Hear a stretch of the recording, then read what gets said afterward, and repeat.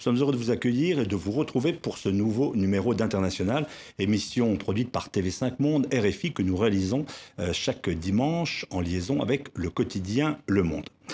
C'est un invité peut-être peu connu du grand public que nous recevons aujourd'hui. Pour Michel Fouché, bonjour. Vous êtes géographe, vous êtes diplomate, ancien ambassadeur, écrivain prolixe et vous avez surtout une spécialité depuis une trentaine d'années bien particulière.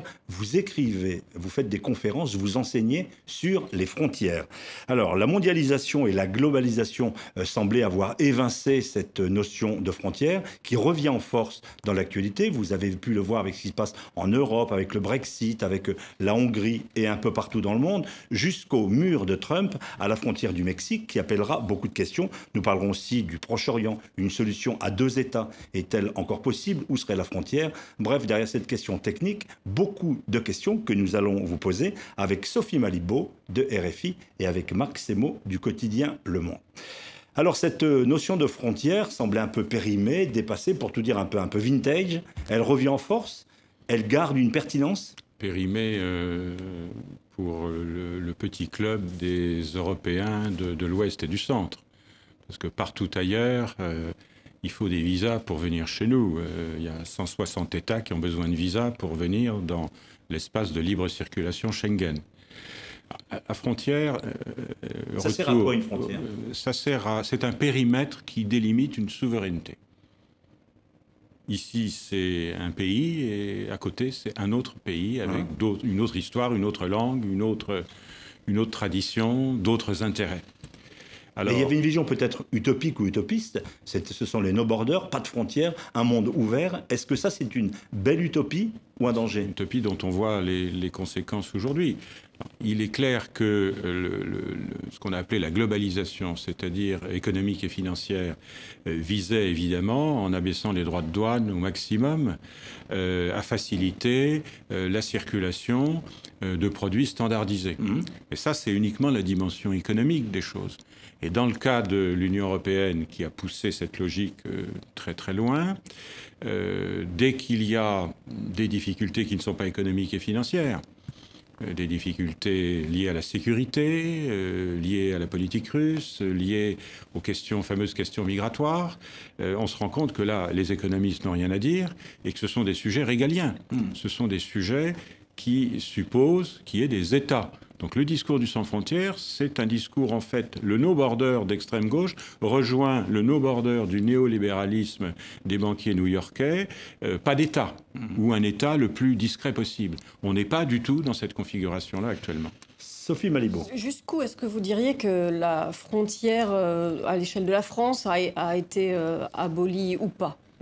La frontière n'a pas été abolie. Dans le cas de la France, c'est une construction qui dure 1200 ans à peu près, la construction du territoire français.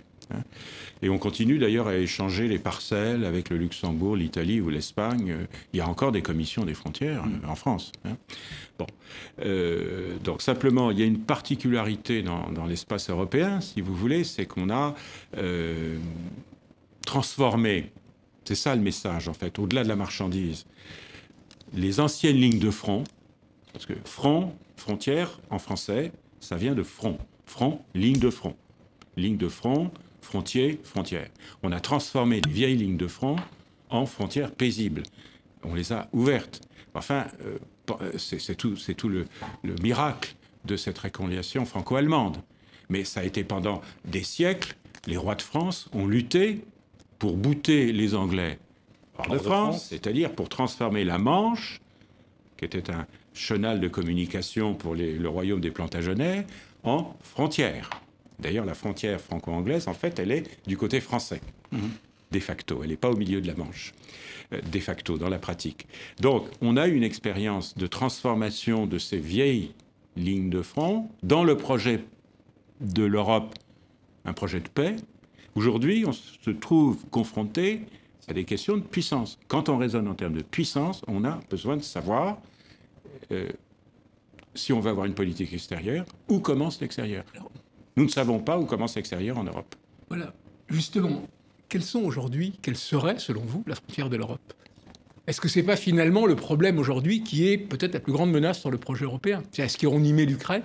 Est-ce qu'on y met la Lorsque- Turquie? Est-ce qu'elle s'arrête avant? Alors, Est-ce que la frontière s'arrête, par exemple, comme on le disait à une époque, là où est la dernière abbaye cistercienne, c'est-à-dire une certaine idée d'une Europe du Moyen-Âge qui avait en commun une certaine culture? C'est où la frontière de La l'Europe? dernière abbaye cistercienne se trouvait au nord de l'Estonie, donc ils sont de Absolument. mon côté. Absolument. C'est une question absolument fondamentale.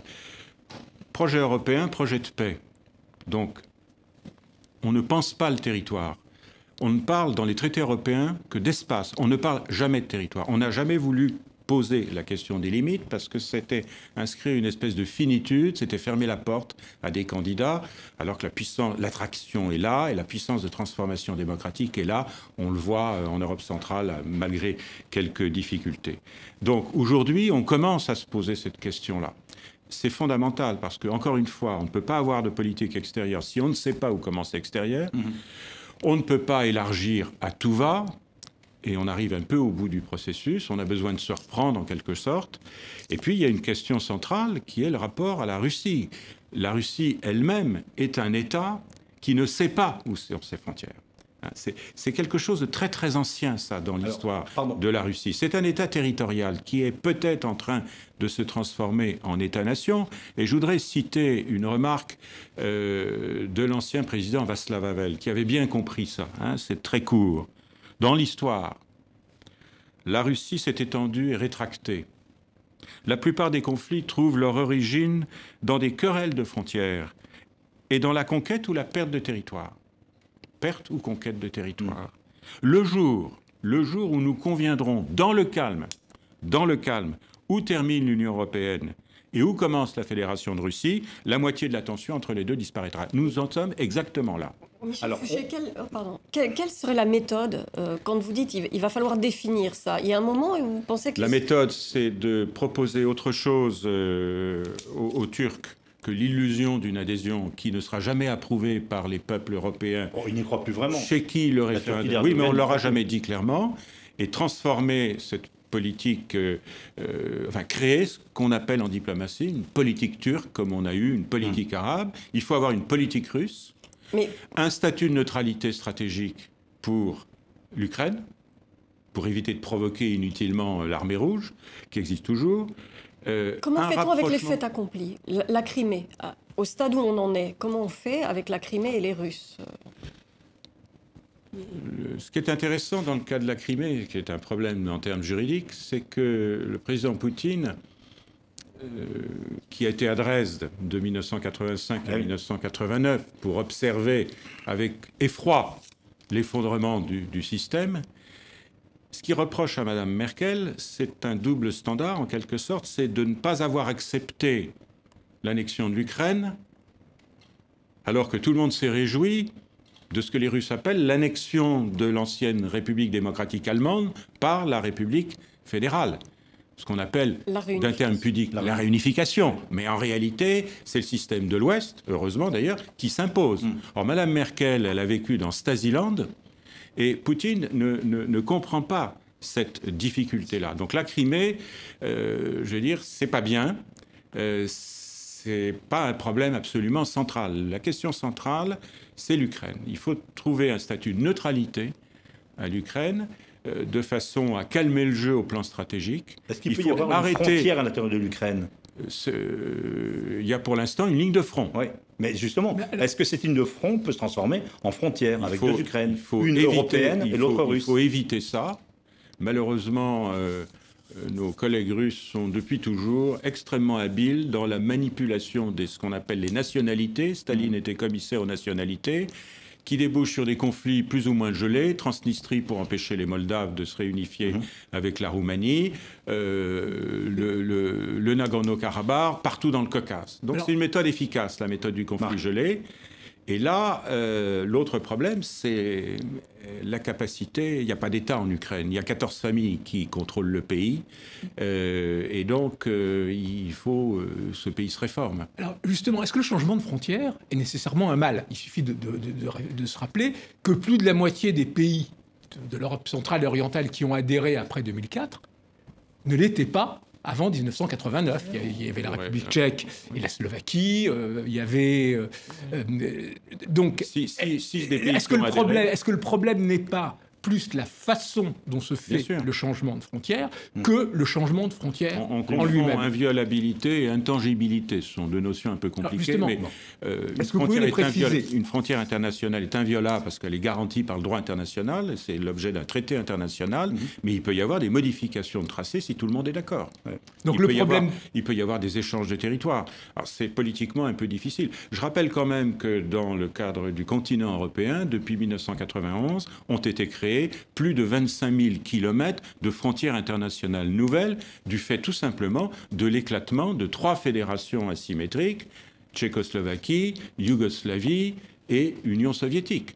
Simplement, contrairement à ce que dit M. Poutine, c'est une décision dans le cas de l'Union soviétique qui a été prise de l'intérieur. Ce n'est pas le résultat d'un complot occidental. C'est une décision prise de l'intérieur. Le problème pour la Crimée, donc, ça a été le fait que ça a été une annexion par la force après un référendum bidon sous le contrôle des soldats russes. Après un acte qui n'est pas moins légal, qui est le don à la République d'Ukraine en 1954, par Khrouchtchev, premier secrétaire du Parti communiste de l'Union soviétique, ancien responsable de la répression contre les koulaks en Ukraine même. Il essaie de se faire pardonner en donnant la Crimée à la République d'Ukraine, mais autrefois, la Crimée a été grecque, pontique, elle a été tatare, elle a été sous influence ottomane, et puis elle a été russe pendant très très longtemps.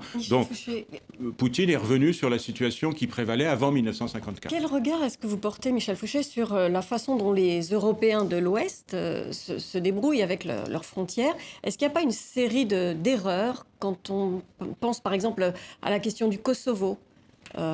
Est-ce que l'État est viable? Est-ce qu'il fallait le reconnaître? Nous avons accepté, nous avons accepté ces éclatements d'État, et nous avons accepté, malgré quelques réticences françaises, mais on avait contre nous d'autres puissances, une situation qui aboutit aujourd'hui à des entités qui ne sont pas viables, et la preuve est telle que la plupart des actifs partent. Dans les convois de réfugiés vers l'Allemagne, il y avait autant de Kosovars que de Syriens en 2015. Et donc, les Bosniaques, c'est pareil. Qui peut prétendre que la Bosnie... Le seul point positif, c'est qu'il n'y a plus de guerre, il n'y a plus de massacre, il n'y a plus de crème politique.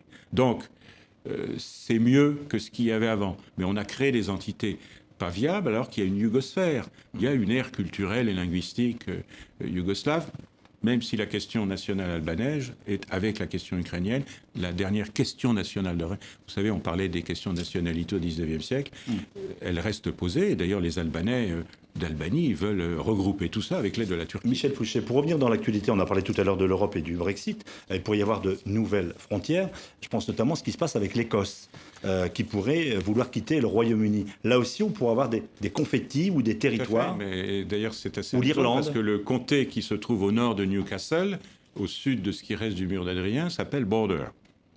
S'appelle Border. C'est toute une zone vide, d'ailleurs, dans cette région-là. Oui, bien entendu, on pourrait revenir sur l'unification de 1709. Là aussi, il y a eu des mouvements. Alors, dans le cas de dans l'Irlande du Nord, c'est beaucoup plus dangereux, parce que si vous regardez bien la carte du Brexit, les circonscriptions protestantes et unionistes ont naturellement voté pour le Brexit, et les circonscriptions catholiques ont voté pour le Remain, c'est pour rester. Et donc le risque là, c'est que au fond, l'adhésion du Royaume-Uni et de l'Irlande avait atténué la division de l'Irlande. Aujourd'hui, le thème de l'unification de l'Irlande comme réponse au Brexit revient, et les unionistes, c'est-à-dire les protestants d'origine écossaise proches de Londres, sont de plus en plus en minorité. Donc ça, c'est quand on se sent en insécurité, il y a un risque. Alors prenons un exemple. La Catalogne proclame elle-même, autoproclame son indépendance. Qu'est-ce qu'on fait? Qu'est-ce que fait l'Europe? Est-ce que l'Europe la reconnaît? Est-ce que l'Europe dit qu'il faut que cela se fasse en accord avec l'Espagne, donc avec un référendum en Catalogne, mais aussi un référendum général en Espagne? Qu'est-ce que doit faire l'Europe? Il n'y a pas de majorité en Catalogne pour une indépendance. Non, mais si. Deuxièmement, il faudra qu'ils reprennent tout le processus d'adhésion. Et troisièmement, il n'y aura pas de reconnaissance unanime par les 27 ou 28, car l'Espagne est État membre, donc l'Espagne bloquera. Et ce type de processus, qui ne s'est jamais vu, suppose l'unanimité. Je rappelle qu'il y a 4 États qui ne reconnaissent pas le Kosovo indépendant. dont la Roumanie, la Slovaquie, c'est-à-dire les États qui ont des problèmes de minorité. Hein, la Roumanie, la Slovaquie, l'Espagne et la Grèce. Donc c'est une impasse. Le discours des dirigeants catalans en disant on quitte l'Espagne et le lendemain matin on est à Bruxelles est un discours qui ne tient pas. Mais celui des Écossais ne l'est pas parce que l'Angleterre... Les Écossais sont en grave difficulté économique. Il n'y a plus de pétrole en mer du Nord et les prix sont très bas. L'Écosse actuelle n'a pas les moyens de son indépendance. Il n'y a pas de majorité en Écosse pour l'indépendance, contrairement à ce qu'on dit. Il y a deux principes qui s'opposent, le principe des États viables et le droit des peuples à disposer d'eux-mêmes. Ce sont des contradictions bien connues et donc ça dépend souvent des rapports de force. Alors quand on parle des frontières, notamment en Europe, ce qu'il y a de particulier dans l'actualité, c'est qu'on voit l'édification de frontières agressives, des barbelés, rejeter l'autre. Ça, c'est quelque chose de relativement nouveau, en tout cas dans l'Union européenne. Oui, bien sûr. Enfin, c'est nouveau. Non, malheureusement, c'est pas nouveau. Donc, ça rappelle de tragiques souvenirs. Mais c'est vrai que c'est une réaction de certains États d'Europe centrale qui ont une conception extrêmement ethnique de la nation et qui veulent, en quelque sorte, empêcher ces mouvements migratoires venus d'Orient proche. Alors on peut invoquer l'attaque des armées ottomanes contre Vienne en 1683, etc. Mais c'est vrai que là aussi c'est assez difficile pour nous à comprendre. Mais ces États d'Europe centrale, ils ont tenu le coup pendant la période soviétique parce qu'ils avaient une conception ethno-linguistique et parfois religieuse de la nation. Meilleur cas, c'est la Pologne. La nation polonaise a résisté à tout, à Staline, et aussi à la disparition de l'État entre 1795 et 1919. Donc, ce qui a fait leur force et que nous avons salué nous pose aussi des problèmes, mais ce scénario de répartition des migrants, c'est une illusion bureaucratique bruxelloise. Il y a un organisme qui s'appelle Frontex, qui est chargé de contrôler les frontières extérieures de l'Europe. Est-ce que ça, c'est pertinent, avoir des frontières extérieures ? Les accords de Schengen signés en catimini en 85, mis en œuvre à partir de 95 dans le cadre de 6 États, étendus ensuite, d'où l'attractivité d'ailleurs de ce système sans frontières, prévoyaient une surveillance des frontières extérieures. Ça n'a jamais été fait. L'une des raisons, c'est que, j'ai calculé ça, le tracé de Schengen a déjà changé 8 fois. Donc si vous êtes dans un État dont votre voisin va entrer à son tour dans le système Schengen, pourquoi investir 2 ou 3 milliards d'euros pour créer une vraie frontière extérieure? C'est exactement ce qui s'est passé. Donc aujourd'hui, Frontex n'existe plus en tant que tel. C'est une agence de garde-frontières et de garde-côtes. C'est-à-dire, face à la menace, il y a aujourd'hui quelque chose de sérieux qui se met en place pour aider l'État le plus faible, parce que c'est la pire frontière qui soit en termes de configuration géographique, c'est la frontière gréco-turque. En plus, c'est la pire qui soit en termes géopolitiques, puisqu'il n'y a aucune coopération entre les polices grecques et les polices turques. Marc le sait très bien. Et donc, c'est la pire qui soit. Et là, elle a besoin, en effet, les autorités grecques ont besoin de cet apport.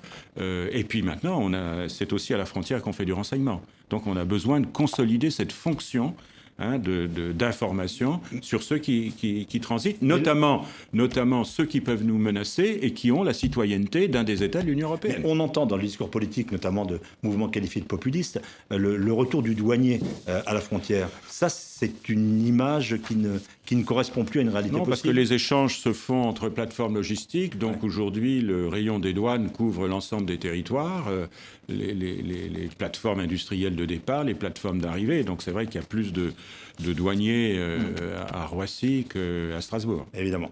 Michel Fouché, nous allons faire une pause sur les antennes de TV5 Monde et sur celle de RFI. Vous aurez un point d'actualité et on se retrouve dans 2 minutes exactement pour poursuivre d'autres régions du monde avec ce thème de frontières qui nous ramène directement à la géopolitique. À tout de suite.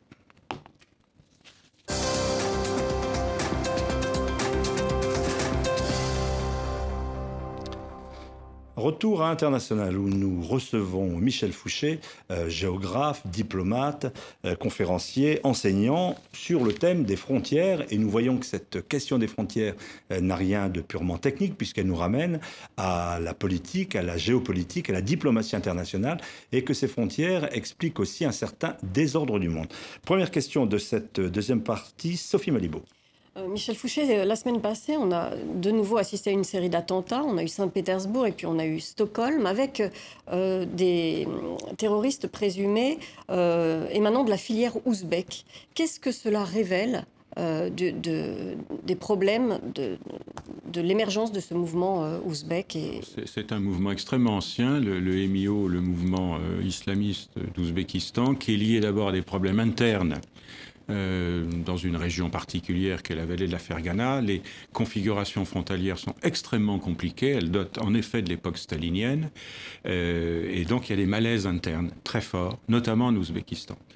Et donc, ça s'est exprimé autrement depuis quelques années avec l'émergence de Daesh, c'est-à-dire la possibilité d'aller s'entraîner soit en Irak et en Syrie, soit même plus avant, comme pour les Ouïghours de l'ouest de la Chine, au Pakistan et en Afghanistan. Ça concerne un nombre important, ça se compte en plusieurs milliers. Il y a non seulement 2000 Tchétchènes, mais du Caucase du Nord, mais il y a aussi 4 ou 5 000, sinon 6 000 personnes, dont un certain nombre sont en train de revenir, puisque l'aspect territorial, Daesh est en train d'être liquidé dans sa dimension territoriale, mais il a anticipé en s'organisant en termes de réseau avec des cibles, l'Asie centrale, le Pakistan et l'Afghanistan et le Bangladesh. Et donc, il s'est adapté à ça.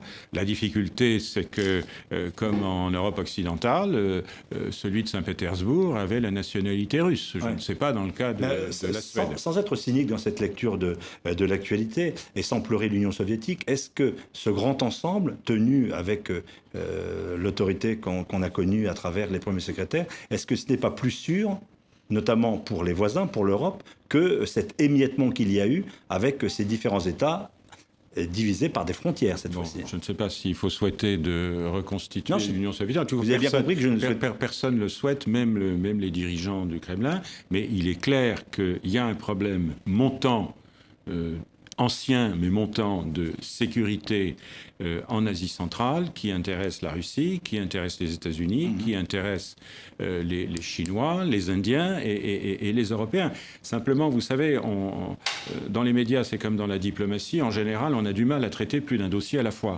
Donc on se concentre, on s'est concentré sur Daesh, peut-être à l'excès, à cause de sa capacité à manipuler les technologies modernes et nos systèmes de société ouverte. Et on a, en quelque sorte, délaissé cette problématique d'Asie centrale que nous connaissions quand même très bien pendant la présence militaire occidentale en Afghanistan.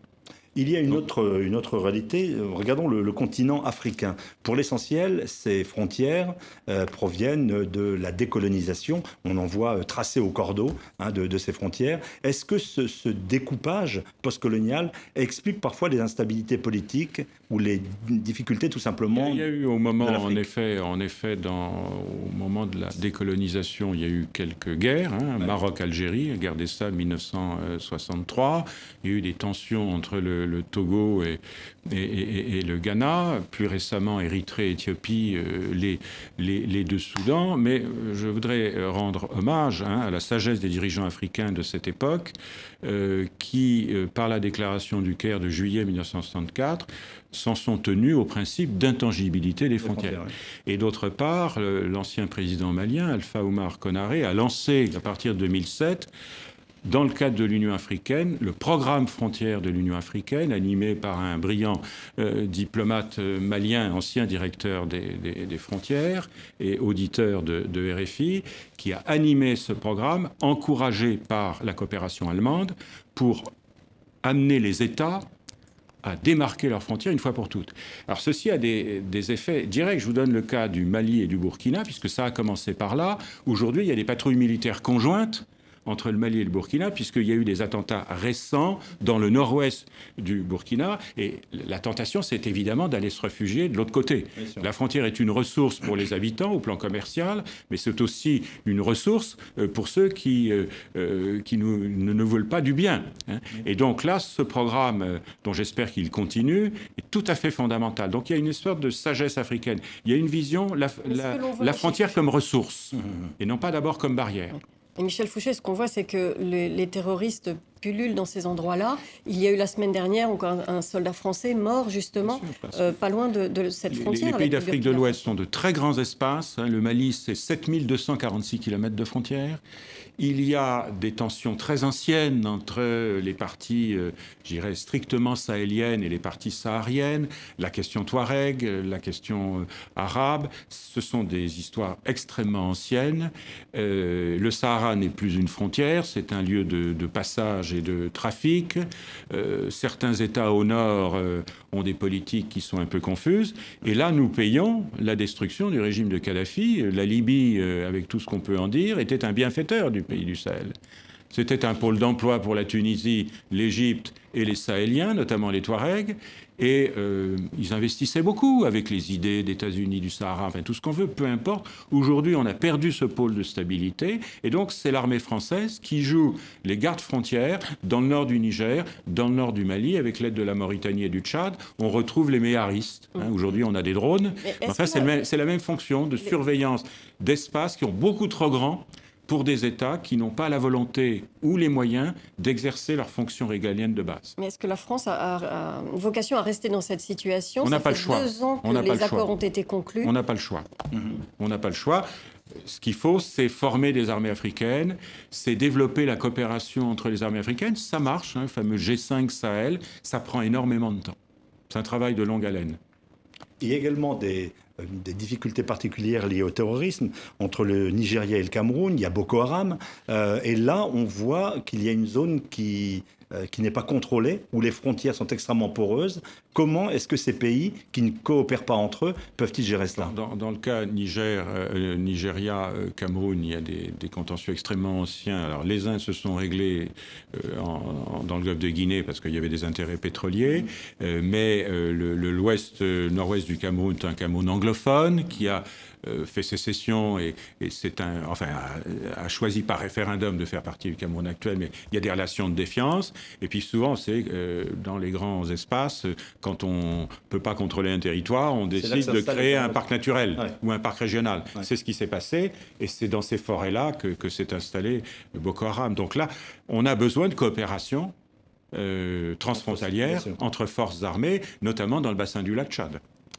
Marc. Alors, est-ce que vous diriez la même chose à propos des frontières et finalement de leur aspect aussi positif à propos du Moyen-Orient? Parce qu'on avait vu que Daesh, en 2014, au moment où il autoproclamait son califat, avait aussi proclamé l'abolition des frontières héritées de Sykes-Picot, de la Première Guerre mondiale.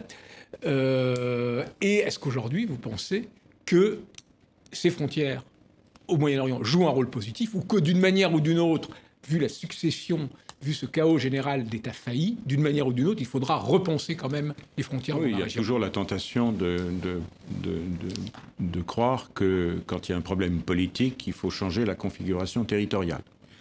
Ce que vous évoquez sur Daesh avec la mise en scène par vidéo de la destruction physique de postes frontaliers entre l'Irak et la Syrie, c'est très intéressant parce qu'au fond, ça nous ramène à l'histoire des frontières. Les frontières en Europe, les frontières linéaires, ont été inventées à la fin des guerres de religion, quand on a séparé en quelque sorte le domaine de César du domaine de Dieu.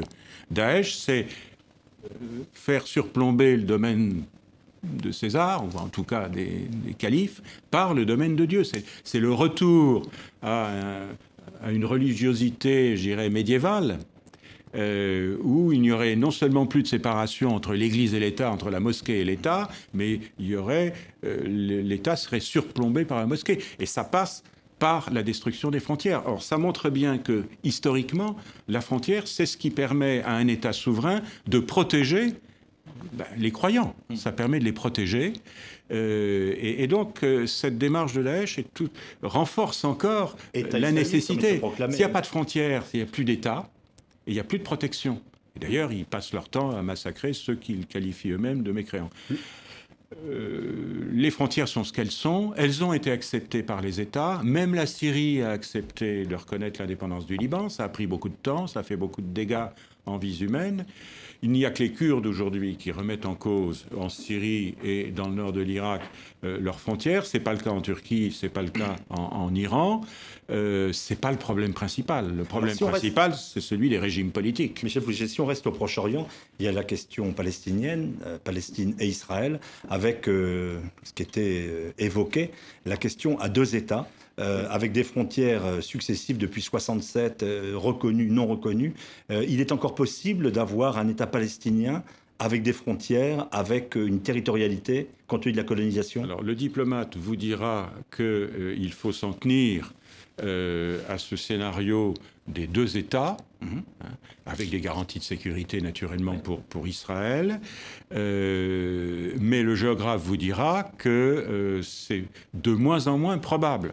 Elle passerait où, la Parce frontière? que le jour où il y aurait un gouvernement américain suffisamment fort et indépendant pour imposer cette solution, on risque de ne plus avoir de territoire comme base de l'État. Oui. Comme base de l'État. Il y a déjà 600 000 Israéliens qui se trouvent dans ces fameux territoires à l'est de la fameuse clôture de sécurité et à Jérusalem-Est. On est en train d'annexer la grande colonie de Maolé-Adoumine, en fait, qui est une ville nouvelle. Et on va annexer la zone C, c'est-à-dire 60% de la Cisjordanie. C'est-à-dire qu'en réalité, les partis au pouvoir aujourd'hui en Israël, le parti de M. Lieberman, le parti de M. Bennett, les partis religieux, dans un système de proportionnel intégral, sont en train de profiter de la période de transition de l'équipe Trump et du flou qui entoure ses stratégies, s'il en a, pour avancer jusqu'au Jourdain. Accompli, oui. Le projet israélien, c'est de la Méditerranée au Jourdain. C'est vers ça qu'on va. Donc Ça, c'est une remarque de il n'y a plus géographe. de viabilité territoriale pour un État palestinien. Il n'y aura plus que des enclaves. Je ne parle pas de Gaza, qui est une prison à ciel ouvert. Comment est-ce que vous évaluez aujourd'hui la dangerosité du pouvoir sous la main de Trump aux États-Unis? Non, la question, mais bon, ça va progressivement se décanter par la force des réalités. Parce que America First, c'est bien gentil, mais les États-Unis, pour l'instant, sont une puissance mondiale qui ont des engagements, des alliances, des troupes partout dans le monde, des bases, des accords diplomatiques et des responsabilités et surtout des intérêts. Ce que M. Trump n'a jamais dit pendant sa campagne, c'est que la présence américaine en Europe était d'abord dans l'intérêt des États-Unis, avant d'être dans l'intérêt des alliés. Et ils vont découvrir ça progressivement. Non, ça prend un peu de temps de passer des propos simplificateurs de campagne à la réalité. D'ailleurs, c'est assez frappant parce qu'il a dit à plusieurs reprises « Ah, c'est plus compliqué que ce que je pensais ». Ce qui est intéressant, Ça, c'était pour la réforme de la santé.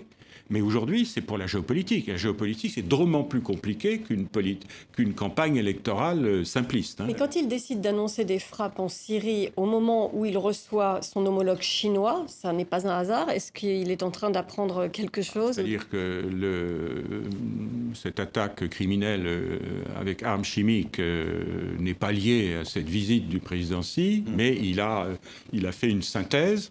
Et donc, la seule possibilité pour le président chinois, c'était de poursuivre la conversation dans une atmosphère plus calme, dans quelques temps, en Chine. Puisque la principale conclusion, c'est « Ah, on va être amis », donc on parle de conférence introductive, il n'y a pas de compte-rendu, il n'y a pas eu de conférence de presse, on ne sait pas ce qui s'est dit, sauf qu'il y a une amitié naissante, et la seule possibilité pour le président Xi, c'est de continuer la conversation, mais il n'y a pas eu de tension non plus. Mais est-ce qu'on ne peut pas se dire que c'est un message envoyé aussi de la part des Américains à l'égard de la Chine et peut-être de la Corée du Nord? Il ne faut pas trop sophistiquer tout ça, c'est une réaction un peu émotionnelle ou prime sautière, mais qui a le mérite en quelque sorte d'obliger aujourd'hui, les autorités américaines parce qu'autour du président, il y a toute une série de groupes de décideurs. Ça, c'est mouvant d'ailleurs. Oui. Et c'est nécessairement mouvant. Les réalistes sont en train de l'emporter face aux isolationnistes. Mais ça prend du temps. On ne revient pas à l'interventionnisme libéral, mais là, il y a eu une réaction et il faut qu'il y ait un suivi. Et connaissant le caractère du personnage, il voudra des résultats. Donc, je pense que, contrairement à ce qu'on dit, les Russes sont des gens pragmatiques et réalistes, qui ont le sens du rapport de force, et il ne faut pas s'en tenir au communiqué. la visite du secrétaire d'État la semaine prochaine à Moscou est maintenue, et naturellement, ils vont parler de ça. Et au contraire, il peut y avoir une accélération de ce dont on a le plus besoin, c'est-à-dire un processus de négociation qui permette, d'arrêter les massacres de masse, et d'imaginer des scénarios de solutions politiques. Michel Fouché, on va en revenir à Trump. L'un des points forts de son programme, c'était de construire un mur à la frontière avec le Mexique, et de préférence de le faire payer aux Mexicains eux-mêmes. Oui. Est-ce que c'est réaliste? Est-ce que ça existe une frontière étanche quelque part dans le monde? En ce qui concerne les Mexicains qui achètent 16 milliards de dollars de produits agroalimentaires dans le Midwest, et notamment 2,5 milliards de maïs pour les tortillas, sont en train de négocier avec les Brésiliens et les Argentins pour se mettre en position de force. Donc les Mexicains ne paieront pas. Il y a déjà le tiers de la longue frontière qui est équipée de clôtures faites de matériaux de récupération des pistes d'atterrissage de la première guerre du Golfe dans le nord du Koweït et le sud de l'Irak. Il va en effet construire un mur en béton. Ça intéresse beaucoup de cimentiers, ça intéresse les entreprises d'électronique dont les cours d'ailleurs ont considérablement monté, mais je vais pas les citer. Il va le faire sur des parties désertiques de l'Arizona et du Texas. Mais enfin, comme disait l'ancienne secrétaire d'État à la sécurité intérieure, Madame Napolitano, on construit un mur ou une clôture de 5 mètres et le passeur arrive avec une échelle de 5,10 mètres. Ouais. C'est-à-dire qu'aucune frontière n'est étanche dans le monde. Aucune frontière. L'histoire des frontières, je le dis toujours, c'est l'histoire de leur contournement. Ouais. Cela dit, c'est un peu stupide cette affaire-là parce qu'il n'y a pratiquement plus de migration illégale en provenance mexicaine, en provenance du Mexique vers les États-Unis, parce que vous avez une situation de modification démographique, baisse de la fécondité considérable et de l'emploi, y compris avec les entreprises américaines et internationales installées au Mexique. Donc il n'y a plus cette pression-là. Mais c'est un symbole qui est annoncé. La frontière est une scène, et on veut montrer qu'on est en charge de la sécurité. Il a malheureusement l'appui officiel des syndicats de garde-frontières. Il va falloir qu'il négocie son budget. La hausse du budget de défense de 54 milliards est en partie consacrée à la sécurité intérieure. C'est un geste. La question importante, c'est le sort des 11 millions de travailleurs latinos sans papier. Aujourd'hui, c'est plutôt les Centra-Américains qui passent et puis les Asiatiques. Est-ce que vous diriez que les abus ou les exagérations de la mondialisation ont provoqué ces espèces de réflexes de fermeture? Parce que l'homme ne vit pas que de pain. On a besoin de symboles, on a besoin de représentation, on a besoin de sécurité, on a besoin d'un État. Ce discours mondialisateur né aux États-Unis et au Royaume-Uni d'ailleurs aujourd'hui, quand Trump dénonce les déficits du commerce extérieur, c'est l'histoire de l'arroseur arrosé. Ce discours-là, les sociétés ont besoin non seulement de produits chinois dans les supermarchés parce que c'est moins cher, ça maintient le niveau de vie, mais aussi d'autres éléments de culture, d'identité, de sécurité, et donc en fait d'État et de structures collectives en charge de l'intérêt général et d'exercice des fonctions régaliennes. Donc ce retour des frontières, il s'inscrit, en fait, elles n'ont jamais disparu, ces frontières. Elles étaient devenues, comme j'ai pu le dire dans Le Monde, elles étaient devenues moins visibles.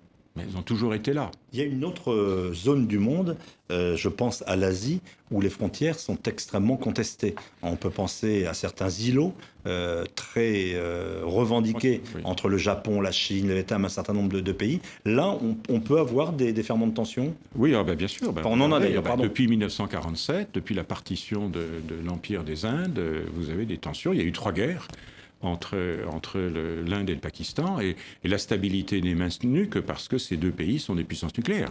C'est très simple. Le nucléaire, c'est Vauban, c'est la frontière de fer.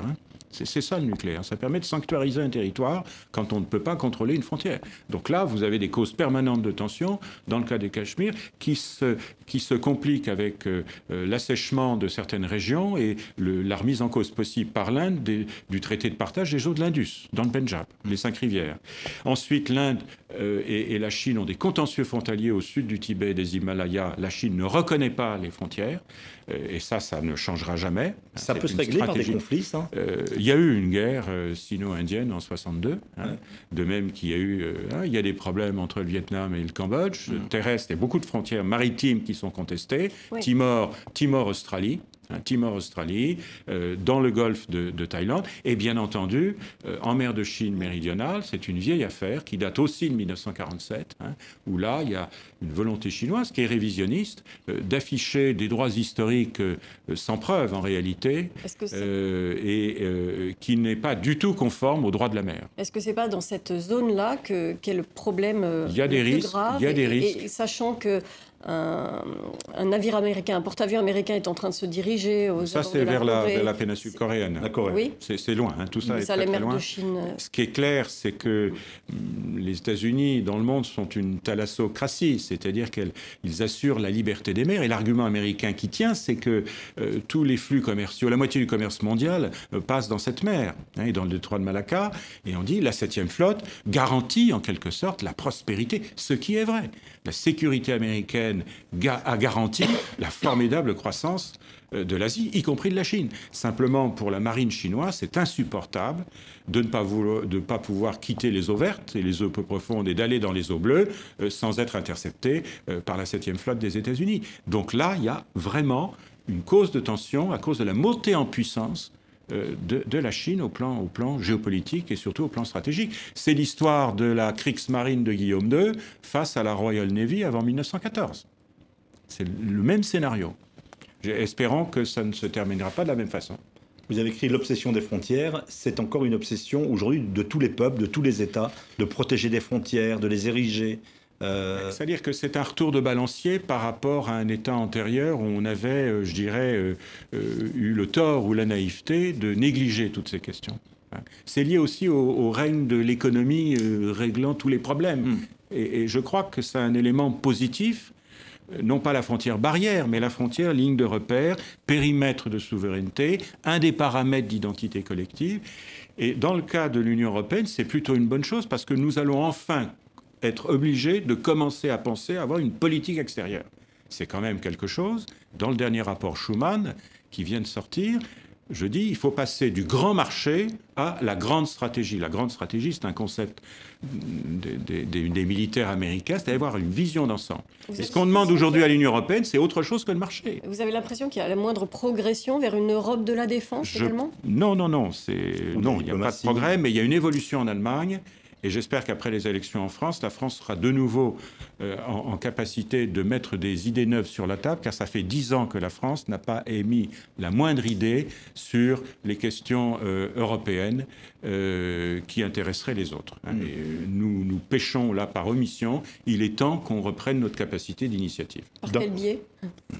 Avec un dirigeant qui sera intéressé par les questions européennes. Oui, justement, dans 15 jours, élection présidentielle en France, ce thème de l'international ou même de l'Europe est très absent des débats. C'est-à-dire que les campagnes électorales sont toujours focalisées sur les questions intérieures, domestiques. Oui, mais ça, c'est la responsabilité. Je crois que c'est une erreur parce que ça intéresse les gens.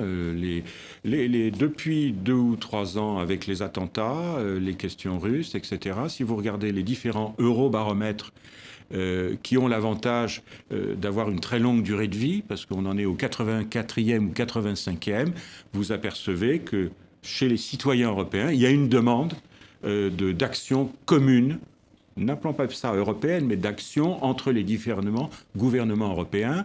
Et il y en a quelques-uns qui sont capables d'avoir une politique, par exemple, au Moyen-Orient, ou d'en reprendre une. C'est l'Italie, l'Espagne, la France et l'Allemagne. On ne risque pas de regretter les Britanniques aussi en partie. Non, mais on a été en désaccord avec eux sur beaucoup de sujets. Défense, initiative en Syrie. Ils étaient contre une action militaire. On ne soutenait pas le même camp en Libye, etc. Donc, les programmes industriels vont continuer.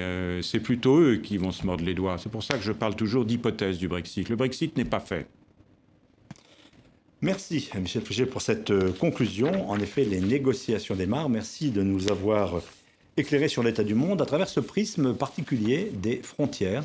Merci d'avoir été avec nous et excellente suite de programmes sur les antennes de RFI, de TV5 Monde et excellente lecture du quotidien Le Monde, notre partenaire.